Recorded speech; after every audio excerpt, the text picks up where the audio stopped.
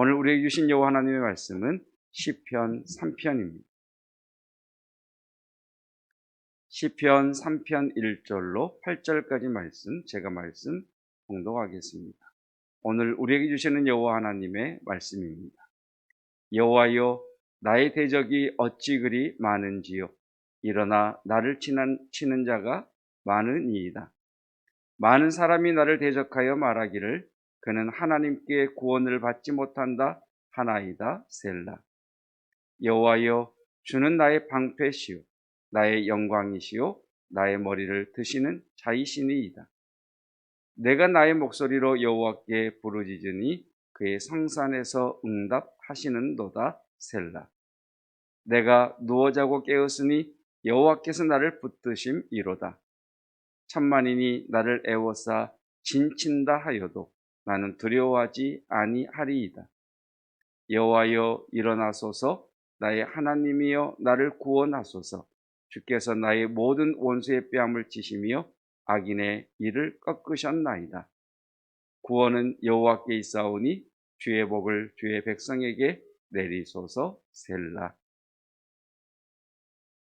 말씀을 전하기 전에 저희 교회 이제 풀타임 교역자는 어제까지 백신을 모두 접종했습니다.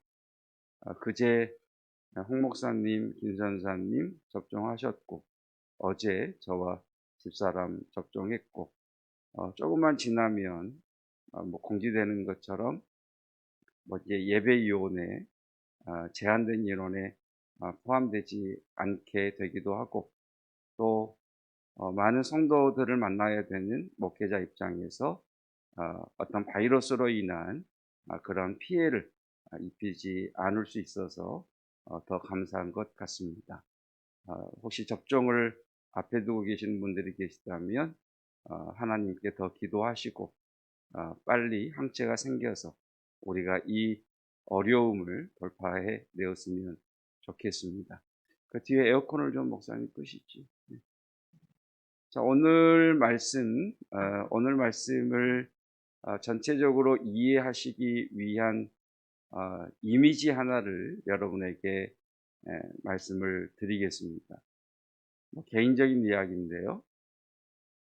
아이들과 함께 아이들이 어렸을 때 외국 여행을 간 적이 있습니다.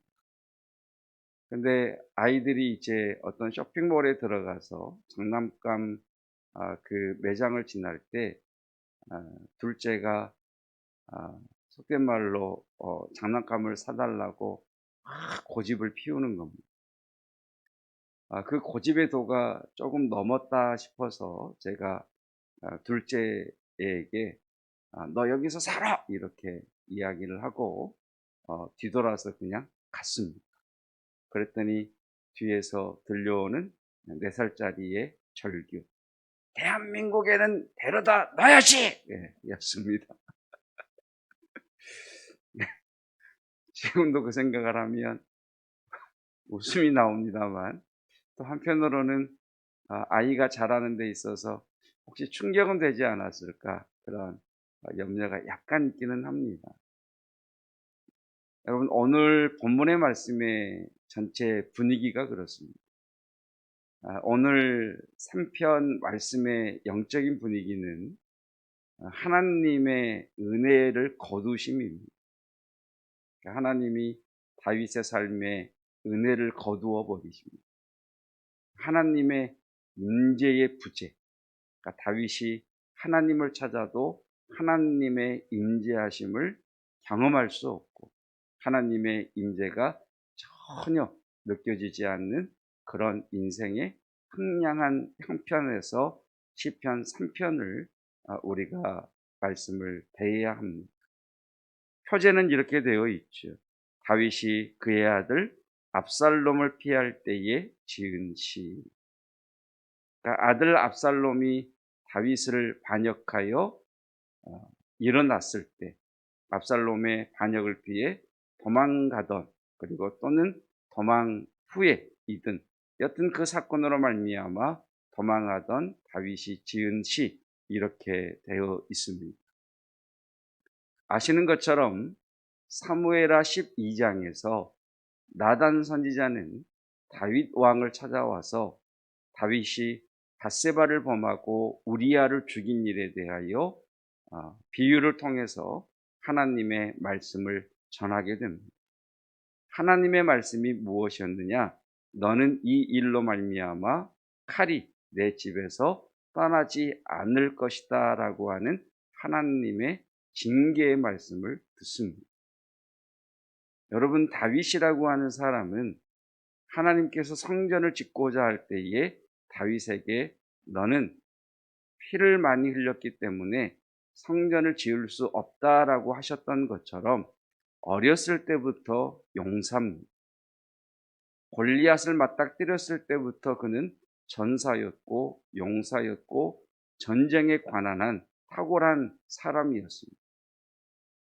우리가 아는 것처럼 성을 정복한다는 것은 성 안에 있는 군사보다 성 밖에 있는 군사가 월등해야만 가능한 일입니다. 그런데 그런 다윗이 압살롬이 반역했다라고 하는 소식을 듣자마자 왕궁을 버려두고 불이 나게 도망을 갑니다. 왜 그랬을까요? 아들을 이길 수 없어서? 군사력이 약해서? 아니죠. 다윗은 하나님의 말씀을 기억하고 있었던 거죠. 내 집에서 칼이 떠나지 않을 것이다. 그렇다면 이 싸움은 맞붙어 싸워야 할 싸움이 아니라 내가 도망가야, 내가 피해야 그래도 그나마 흘릴 피 가운데에 그래도 내가 내 죄를 알기에 맞서 싸우지 않고 도망가는 것이 덜 피를 덜 흘리는 일이겠구나 해서 다윗은 능히 압살롬을 이길 수 있음에도 불구하고 하나님의 징계 말씀 앞에 순복하며 왕궁을 떠나게 됩니다. 그것은 결국 하나님의 은혜의 거두심이지, 하나님의 임재의 부재인 거지. 그래서 다윗은 하나님의 은혜가 거두어졌을 때에 그 처절한 고통을 하나님 앞에 절규하고 있습니다. 그리고 하나님께서 너 여기서 살아! 라고 다윗에게 하나님의 은혜를 거두시고 하나님의 임재가 느껴지지 않을 때, 그때 다윗은 하나님, 나는 하나님밖에 없는데 하나님 안에 거하기를 원합니다. 그래서 나는 하나님밖에 없습니다. 라고 자신을 밀쳐내시는 하나님의 품을 향해 뛰어드는 다윗의 모습입니다. 하나님 편에서 얼마나 예쁘겠습니까?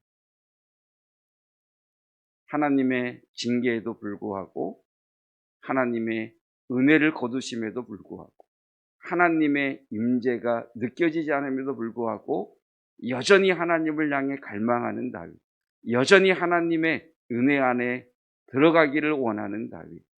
여러분, 기도가 잘 될 때 기도해야 되는 것 맞습니다만, 기도가 되지 않고 하나님의 임재가 느껴지지 않고 하나님의 은혜가 메마른 것처럼 거두어진 것처럼 느껴지는 영적인 황폐한 때를 지날 때 더 깊이 기도하시고 더 하나님의 품을 사모하는 저와 여러분이시기를 축복합니다.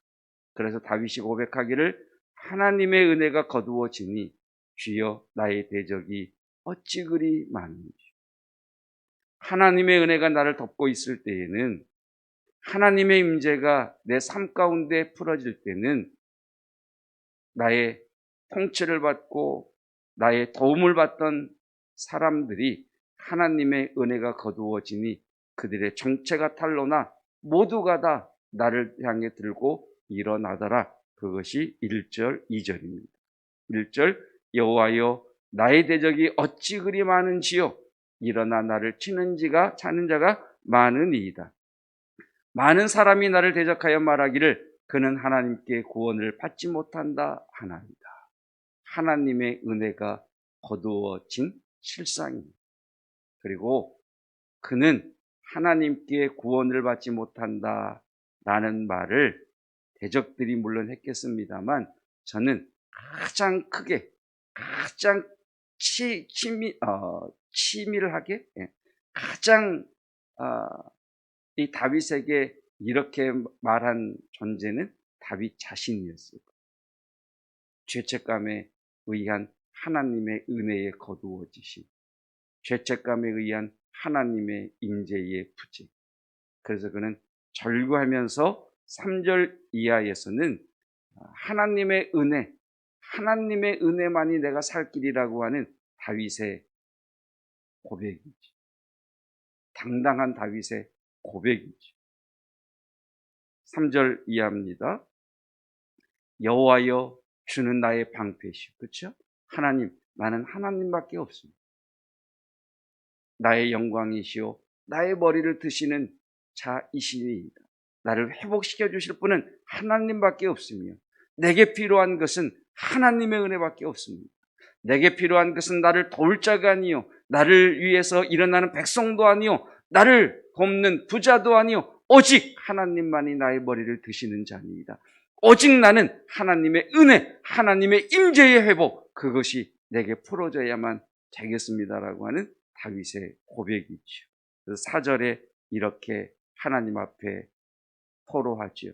내가 나의 목소리로 여호와께 부르짖으니 그의 성산에서 응답하시는도다.